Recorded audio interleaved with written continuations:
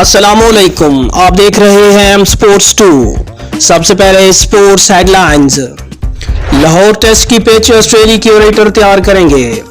Gaddafi stadium Lahore का 50 साल बाद नाम तब्दील करने का फैसला। कराची टेस्ट में तारीख रकम करने के लिए खुद पर यकीन रखना होगा बाबर आजम। सियासी सूरत हाल, पाकिस्तान क्रिकेट बोर्ड ने प्लान बी तैयार कर लिया।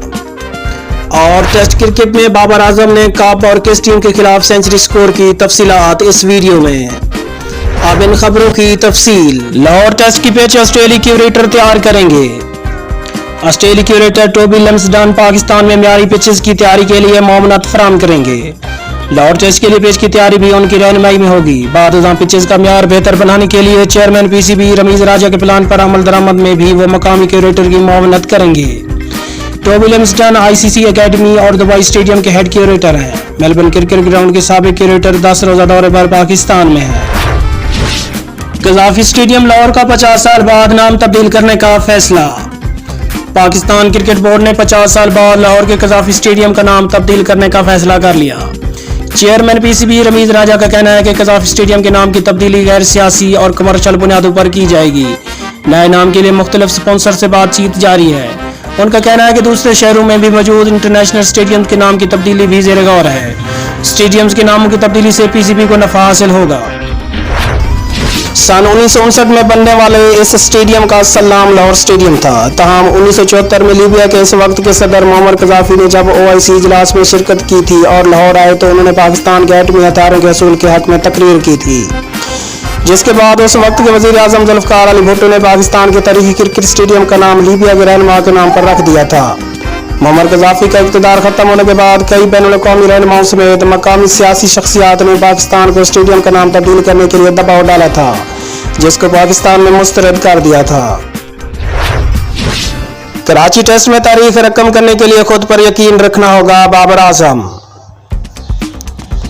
ऑस्ट्रेलिया ने पाकिस्तान को कराची के नेशनल स्टेडियम में खेले जा रहे सीरीज के दूसरे टेस्ट मैच में फतह के लिए 506 रन का बड़ा हदफ दिया है, जिसके जवाब में कौमी टीम इब्तिदा में ही इमाम उल हक और अजहर अली की विकेटें गंवा बैठी। ताहम इसके बाद अब्दुल्ला शफीक का साथ देने कप्तान बाबर आजम आए और दोनों ने शानदार बैटिंग करते हुए चौथे दिन के इख्तिताम पर 2 विकेटों के नुकसान पर 192 रन बना लिए हैं, जिससे कौमी टीम की जानिब से मैच ड्रा करने के साथ साथ फतह की उम्मीद भी पैदा हुई है। मैच के चौथे दिन ही विकेट पर गेंद नीचे रहना शुरू हो चुका था, जबकि 5वें दिन इसमें मजीद टूट-फूट का इम्कान है, जिससे बल्लेबाजों के लिए रन बनाना आसान नहीं होगा। ताहम कौमी टीम के कप्तान का मानना है कि अगर बल्लेबाज अपनी सलाहियत पर एतमाद रखें तो वो ये हदफ हासिल कर सकते हैं। दूसरी इनिंग्स में सेंचुरी बनाकर अब तक नाकाबिल शिकस्त बाबर आजम ने कहा कि मैच अभी खत्म नहीं हुआ, हमें इसी तरह बैटिंग करनी होगी और तारीख रकम करने के लिए खुद पर यकीन रखना होगा। वाज़ेह है कि टेस्ट क्रिकेट में अब तक कोई भी टीम इतना बड़ा हदफ हासिल नहीं कर सकी और सबसे बड़े 418 रन के हदफ के असूल का रिकॉर्ड वेस्ट इंडीज के पास है और उन्होंने ये कारनामा ऑस्ट्रेलिया के खिलाफ ही अंजाम दिया था। सियासी सूरत हाल, पाकिस्तान क्रिकेट बोर्ड ने प्लान बी तैयार कर लिया। इस्लामाबाद में सियासी सूरत हाल के पेश नज़र पाकिस्तान क्रिकेट बोर्ड ने प्लान बी और सी तैयार कर लिया। ऑस्ट्रेलिया के खिलाफ व्हाइट बॉल सीरीज को लाहौर मुंतकिल किया जा सकता है।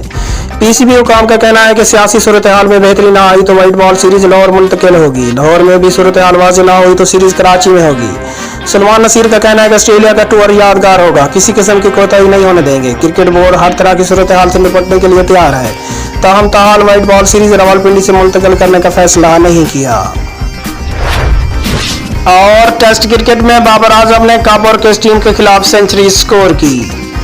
टेस्ट मैच की पहली इनिंग्स में कौमी क्रिकेट टीम की बैटिंग लाइन रेत की दीवार साबित हुई। ताहम मेहमान ऑस्ट्रेलिया टीम ने पाकिस्तान को जीत के लिए 506 रन का हदफ दिया तो तस्वर किया जा रहा था कि कैंगरूज जल्द पाकिस्तान की विकेटें गिराकर मैच का नतीजा अपने हक में कर लेंगे। कप्तान बाबर आजम ने कराची टेस्ट की दूसरी इनिंग्स में सेंचुरी बनाकर टीम की पोजीशन को मुस्तहकम कर दिया।